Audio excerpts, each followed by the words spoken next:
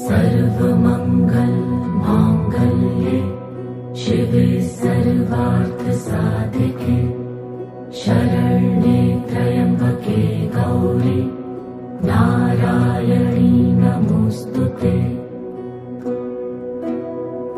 या देवी सर्वभूतेषु विष्णुमायेति शक्तिता नमस्तस्यै नमस्तस्यै नमस्तस्यै नमो नमः।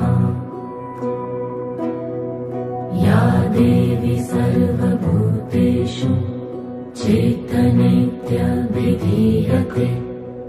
नमस्तस्यै